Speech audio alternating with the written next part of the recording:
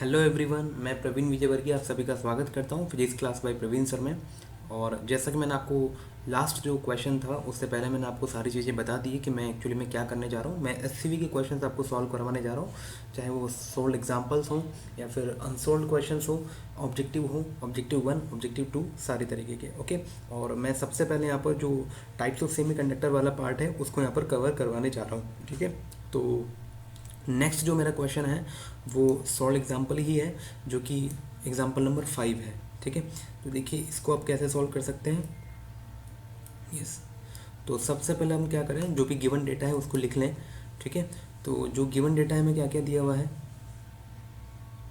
Yes, okay, आपको electron hole pair का concentration दिया हुआ है टेम्परेचर 300 केल्विन पर। ओके, इस टेम्परेचर पर आपको इलेक्ट्रॉन और होल के पेयर का कॉन्सेंट्रेशन दिया हुआ है। ठीक है, अब एक इलेक्ट्रॉन होल पेयर में एक इलेक्ट्रॉन होता है और एक होल होता है, तो इसका मतलब ये हुआ कि जितने इलेक्ट्रॉन्स होंगे, चूंकि प्योर सेमीकंडक्टर है तो जितने इलेक्ट्रॉन्स हैं उतने ही लगभग होल होते हैं, है ना।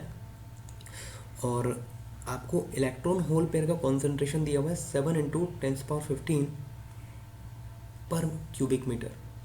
तो 1 मीटर क्यूब में आपके पास इतने इलेक्ट्रॉन होल पेयर होंगे, तो इतने ही इलेक्ट्रॉन्स भी होंगे और इतने ही होल्स भी होंगे। ठीक है, ये बात समझ में आ गई। इसका मतलब मैं इसको डैश से रिप्रेजेंट कर रहा हूँ, एनी डैश और एन एच डैश। तो ये याद रखें कि जितने इलेक्ट्रॉन होल पेयर्स होते हैं उतने ही इलेक्ट्रॉन्स भी होते हैं और उतने ही होल्स भी होते हैं। ठीक, अच्छा, तो क्या आप मुझे बता सकते हैं कि कितने फ्री चार्ज करियर्स होंगे टोटल। तो मैं यहाँ पर लिख देता हूँ total free charge carriers. Total free charge carriers, तो ये हो जाएंगे total N E dash plus N H dash. Okay, तो ये कितना हो जाएगा 14 × 10⁻15 पर मीटर क्यूब। ओके, तो ये पर मीटर क्यूब में इतने फ्री चार्ज कैरियर्स हैं अभी। मामा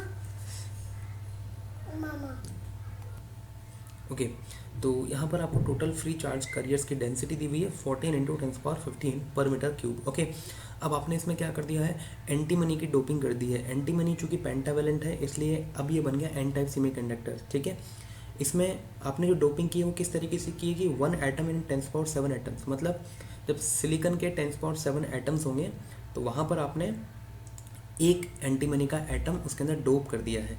okay, assuming that half of the impurity atoms contribute electrons in the conduction band। इसका मतलब आपको क्या बोला जा रहा है कि टोटल जो आपने इम्प्योरिटी एटम डाले हुए हैं उनके केवल हाफ ही कंडक्शन बैंड में इलेक्ट्रॉन्स को पहुंचा पा रहे हैं। ठीक है, calculate the factor by which the number of charge carriers increases due to the doping. तो डेफिनेटली जब आप इम्प्योरिटी वहाँ पर डाल रहे हैं एन टाइप, तो यहाँ पर free charge carriers that is conduction electrons बढ़ जाएंगे एंड दैट इज वाई जो चार्ज कैरियर की डेंसिटी होगी वो भी बढ़ जाएगी। ठीक है, तो आपको ये बोला हुआ है कि the number of silicon atoms per cubic meter इतने हैं, मतलब जो सेमी कंडक्टिंग मटेरियल आपको दिया हुआ है उस सेमी कंडक्टिंग मटेरियल के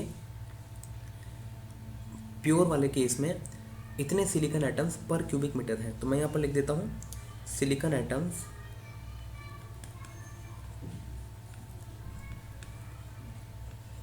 पर meter cube is equals to 5 × 10⁻28 atoms. Okay, अब आप सोचिए बेटा कि 1 मीटर क्यूब में सिलिकॉन के इतने एटम हैं और हमने जब सिलिकॉन के 10⁻7 एटम होंगे तो उसमें हमने एक एटम ऑफ एंटीमनी यहाँ पर डोप कर दिया है। तो क्या आप मुझे बता सकते हैं कि टोटल हमने कितने एंटीमनी के एटम यहाँ पर डोपिंग की होगी। तो देखिए सिलिकॉन के 10⁻7 एटम्स के लिए हमने 10⁻7 सिलिकॉन एटम्स, हमने यहाँ पर एक एंटीमनी का एटम यहाँ पर डोप किया हुआ है। ठीक है, Sp स्टैंड फॉर एंटीमनी। ठीक है, तो एक सिलिकॉन एटम के लिए कितने एंटीमनी के एटम हमने यहाँ पर डोप किए हुए होंगे 1/10⁻7। ओके, अब हमारे पास टोटल सिलिकॉन के जो एटम्स हैं 5 × 10⁻28 पर मीटर क्यूब है। इसका मतलब हमने जो एंटीमनी के एटम यहाँ पर डोप किए हुए होंगे वो कितने हो जाएंगे 1/10⁻7 × 5 × 10⁻28 पर मीटर क्यूब। ओके, तो ये आ जाएगा 5 × 10⁻21 पर मीटर क्यूब। ओके, तो ये आपके पास क्या आ गया, ये आ गया डोनर एटम का कॉन्सेंट्रेशन। ठीक है, अब हम जानते हैं कि क्वेश्चन में दिया हुआ है कि हर डोनर एटम कंडक्शन बैंड में इलेक्ट्रॉन्स को नहीं पहुंचा रहा है। ठीक है, केवल आधे ही यहाँ पर कंडक्शन बैंड में इलेक्ट्रॉन्स को पहुंचा पा रहे हैं।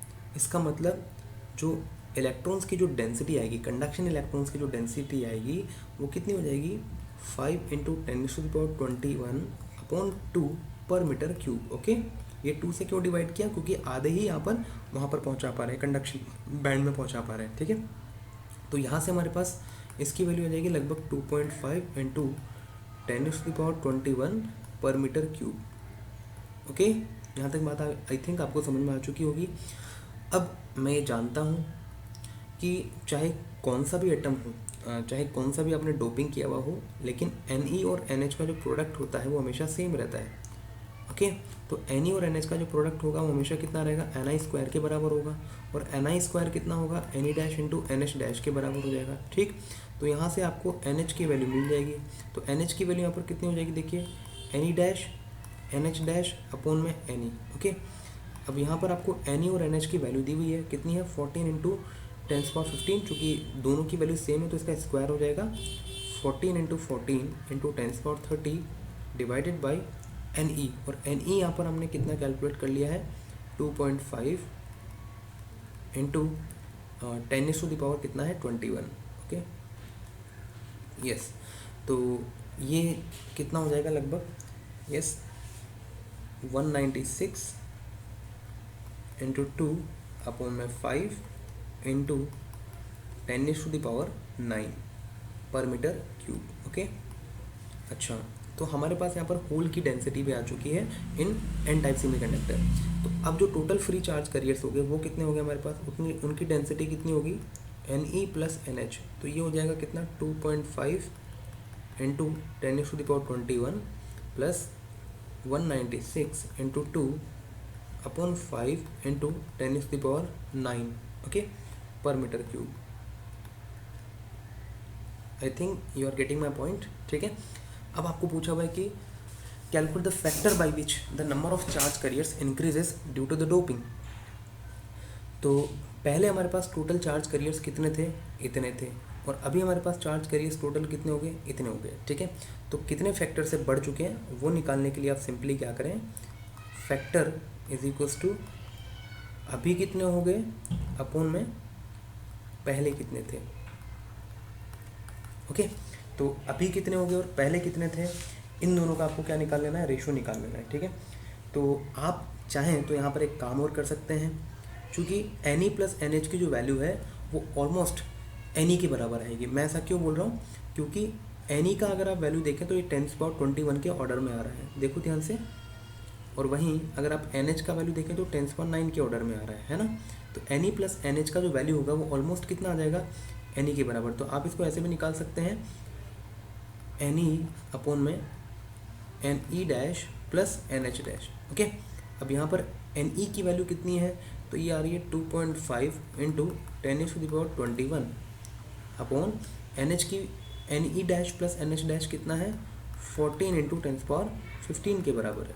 ओके, तो जब आप इसको सॉल्व करेंगे तो ये लगभग कितना आ जाता होगा, देखिए इसको मैं ऐसा लिख देता हूँ, 25 × 10⁻20 अपॉन में 14 × 10⁻, कितना हो जाएगा यहाँ पर 20, दैट इज़ 5, ये बचेगा यहाँ पर। ओके, तो ये आ जाएगा लगभग कितना, 1.0 × 10⁻5 की समथिंग।